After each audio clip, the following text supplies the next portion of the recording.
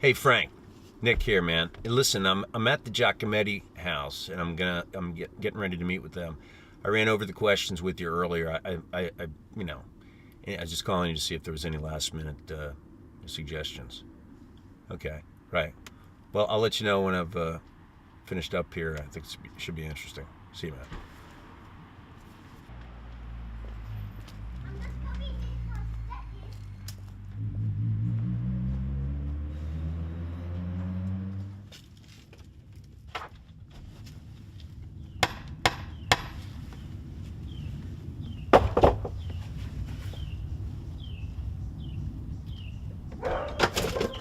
This is Giacometti. Good evening, Mr. Banyan. How are you? Great, thank you. Good to see you, Elena. Good to see you, Elena. Come on in. Looking forward to this interview. Likewise. All right, come on in. My mother is so nice to see you looking this forward evening. to this. Yes, ma'am. It That's right. was fun talking on the phone. All right. Your mom's looking forward to this? Yes, she absolutely is. Outstanding. Action. Come on in. Here she is, right here. This is my mom, Filipina. This is Mr. Giacometti. Banyan. Hi. Very nice to meet you. From the Frederick Tribune. Thank you for having us into your home tonight. I'm sorry for the intrusion. We're just going to chat for a minute if you don't mind. It's no intrusion. It's a pleasure. Very nice. Nice. Well, thanks. So here we are. Do you mind? So I don't have to take notes. I'm going to record us, if that's okay. That's fine. Okay, dear. This won't be painful at all. I was Okay. going to tell her a story about coming to the United States. Yes, I'm doing a little story. Elena may have told you. I'm doing a little story for our newspaper up in Frederick, and it's basically, it's a month-long feature of, Italian influence on, the area, and just the Italian American presence in our readership. And we look for stories of interest, and we look through, and Elena had shared a story about you, and we thought it was fascinating, and our readers would really enjoy hearing about it. Maybe you could just, give us a little bit of a intro.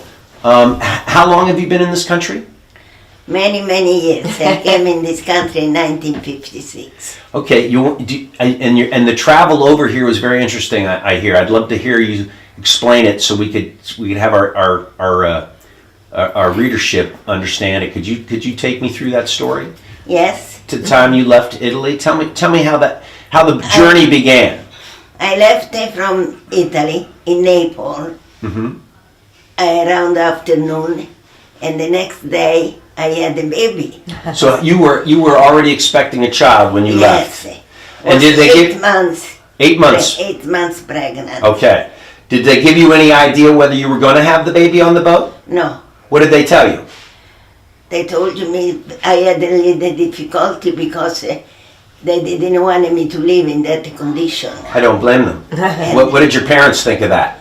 They were very upset. I'm sure. And I was too. Okay. I was crying. But what did the doctor tell you? Were you expected to have the baby on the boat? No, absolutely. They did some tests that they were not supposed to do it. Okay. They made my baby come early.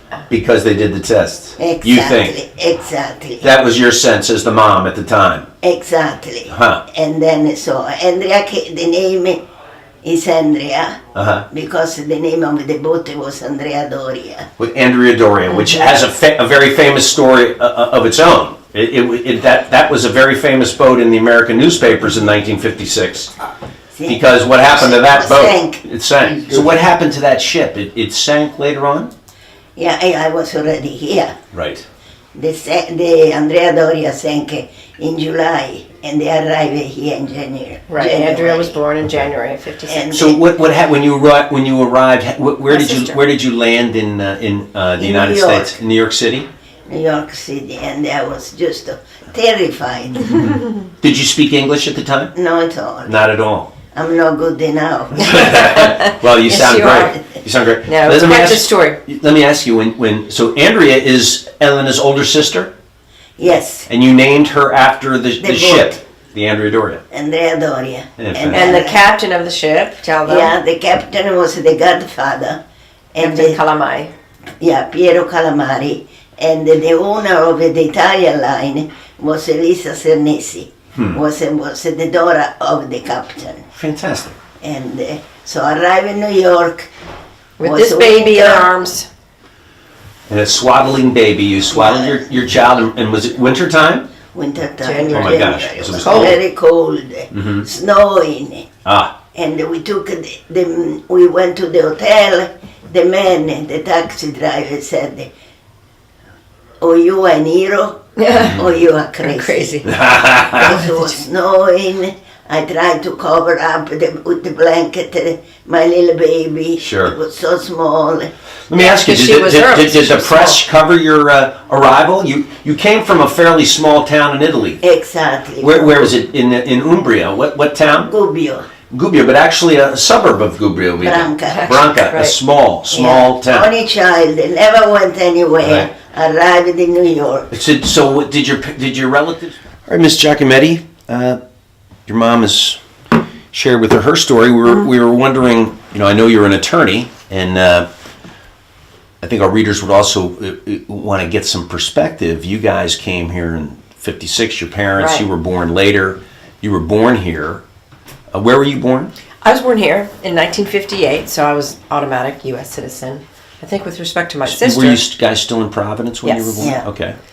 My sister, since it was an Italian ship, she had her Italian citizenship that way. Interesting. However, when they became U.S. citizens, she automatically received Became- hers as well.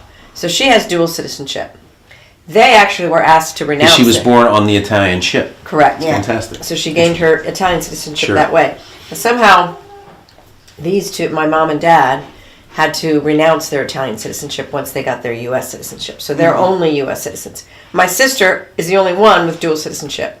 She kind of slipped through the cracks that nobody ever asked She's her still to renounce. to this day a To dual this day. citizen. Interesting. Yes. So tell me, you are a bit of a, if not, you were with U.S. Customs, so you did Customs and Border I Control. did, but I don't know much about immigration law other than, I think it was much easier back then. I guess Reagan in the 1980s tried to relax the immigration, allowing amnesty for people that had come in illegally in exchange for border security, increased border security. Mm-hmm. And then maybe Obama expanded upon that. Now we're kind of, as we know. Ironically, I think people are surprised to hear that Obama's administration was very aggressive in deportations and things. They actually were, Yeah. with respect to illegal immigration. And now, of course, it's a big brouhaha politically now going everyone on. knows what's going to happen now. Right, but from a legal perspective, has it really changed materially from the law, as far as the law is concerned? I think it has. Absolutely, yes. Do you, It has. do you have- It's- I mean, now they're clamping down. I know they've got this sort of, amnesty seems to be the four-letter word that no one really is. Right. Although, as I said, Reagan had instituted that back then. Right. So. it's Well, kinda the thing iffy is, right now. I think some folks are not that happy to hear how important immigrant workforce really is in this Exactly. country, and how Exactly. potentially damaging it could be to just have it evaporate suddenly. Well, this is a success story right here. Yeah. This one. So.